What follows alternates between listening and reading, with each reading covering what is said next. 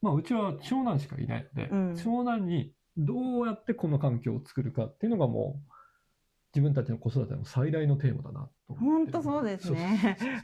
はい、こんにちこんにちは。は。その子育ては間違っている。とおいう。前が言うなって感じですよね。何を偉そうにっていう偉感じそうに、まだですね。子育て5年生ですよ、我そう、々。何を偉そうに。まあまあまあまあ、とりあえずでも、まあ自分たちの中でこういうことはしないようにしているみたいなのは、なんかいくつかあるかなと思って、まあそれを語るだけでもいいのかなと。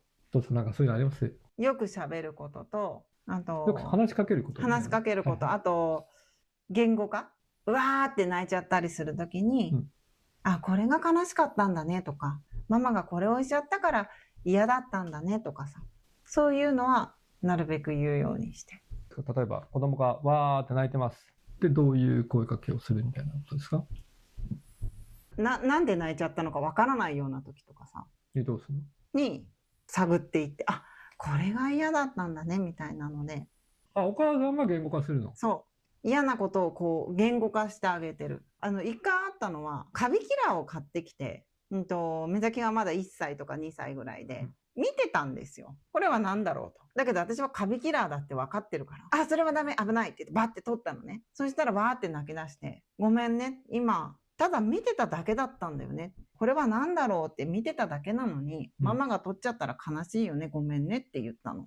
はいはい、分かった分かったってこう、あんまりなんか流さないようには気をつけてた。ぐずりじゃないときは、なんかこう、訴えたい。これママ、そういうんじゃないよみたいなんで、訴えたいみたいな思ってるときは言語化してあげるとか、あとは、抱っこは、もうできるだけやる。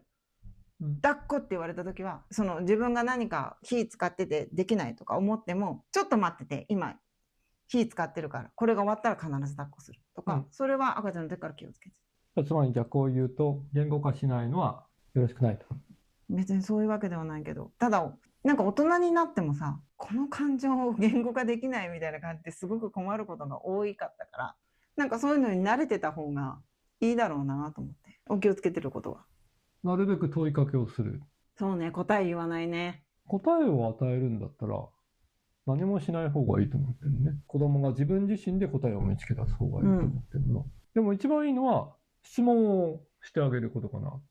その方が早考えめにるよね。考えると思ってるので、なるべくそういうふうにしてるかな。人の失敗は奪わないですね、マサトはね。そこはすごいと思う。ね、もちろん、一生ものの怪我とかね、そういう実際にその命に関わる失敗とかはなるべく防がなきゃいけないけど、まあ早めに自分で気づくことが一番重要かなと。そうですね。じゃあ、この子育ては間違っているって何ですか？間違ってるのは今言ったの、答えを与えてしまうの。まあもちろん答えを与えるのはタイミングによってはいいんだけど、なんか自分の感覚で、世の中の傾向として、長男ってあまりよく育ってないな、みたいなイメージがあるんですよ、自分の中で。長男、長女からバッシングがすごいんですけど。次男以降の方が、世の中にうまく適応してるような気がするんですよ。それはそうですね。なぜそうなのかって考えるときに、やっぱり次男以降って長男とかのがどういうことやったら褒められてどういうことやったら怒られるかってやっぱり見てるんです。見てるけど、長男ほど親が構ってもらえないですよ。なのでこれをもうまさに言語化すると、知識だけ得て強制されない。要するに選択肢はもらってるけれども強制されない。みたいな、これが自分はもうベストだと思っていて。そうですね。なので、まあうちは長男しかいないので、長男にどうやってこの環境を作るかっていうのがもう自分たちの子育ての最大のテーマだなと思って。本当そうですね。だからなるべくいろんなものを見せてあげるけれども、なるべく強制しない。まあそのうちの一つの、まあ心がけとしての一つの答えが、答えとか道とかを明確に指示しないで問いかけだけしてってやる。で、いろんなものを見せてあげる。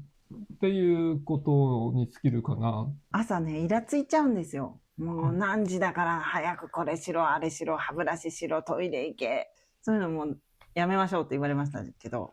そこで自分の考えを伝えちゃいけないわけじゃないんですよ。だから問いかけベースで伝えてあげる。例えば、今何するんだっけ？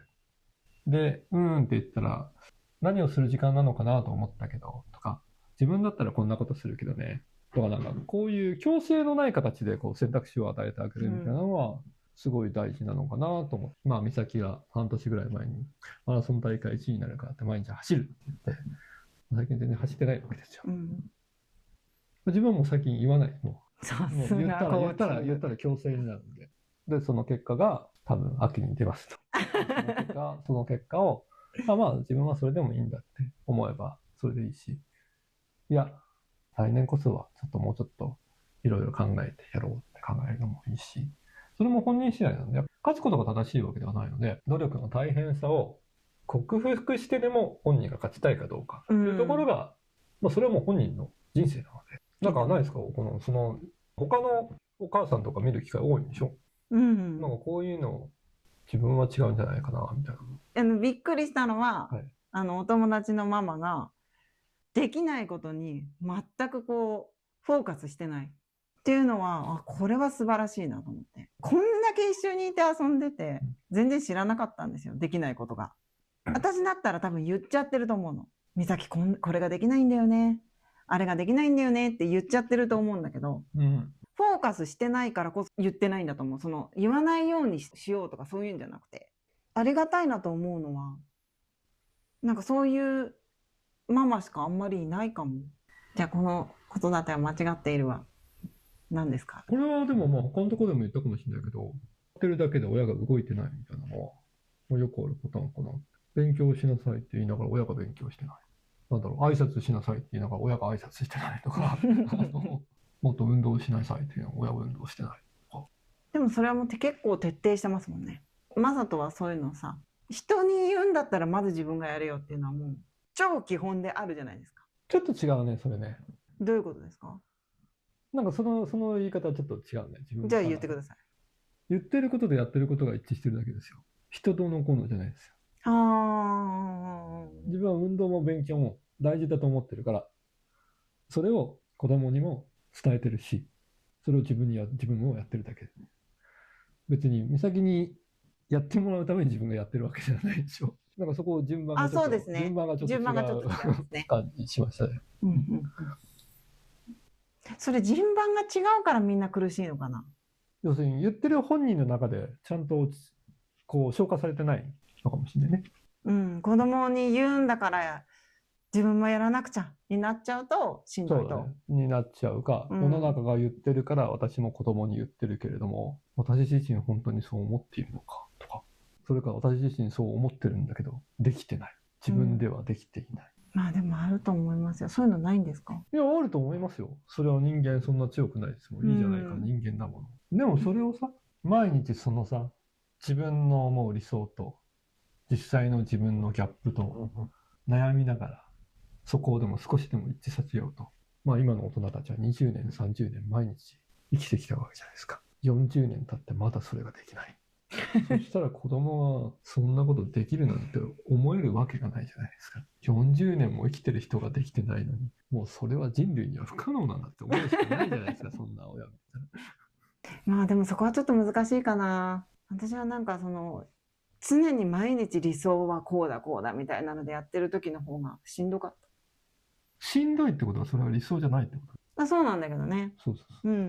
理想はそこじゃなくてこっちにあったっていうだけなんです。そうですね。でもそれってさ、一発でこの理想に行けることってあんまりないじゃない。楽だけするのが理想ではないわけですね。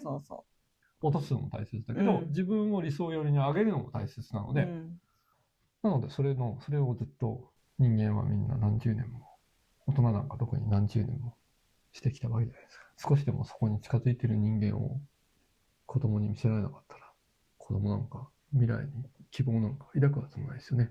40年生きてまだこんな自己嫌悪に陥ってんだとか、なんかそんな親見てたらさ、生きたくないですよね。それは確かにそうかもしれない。はい。じゃあこんな子育ては間違っているとか、なんかそんなご意見ありましたら、ご意見、ご質問お待ちしております。チャンネル登録、いいねお願いします。バイバイ。サムネやりますか？サムネ、はい。母ちゃん。そんな感じですか。プンプンだよ。で、これでやるとか。鬼。そう。全然待って。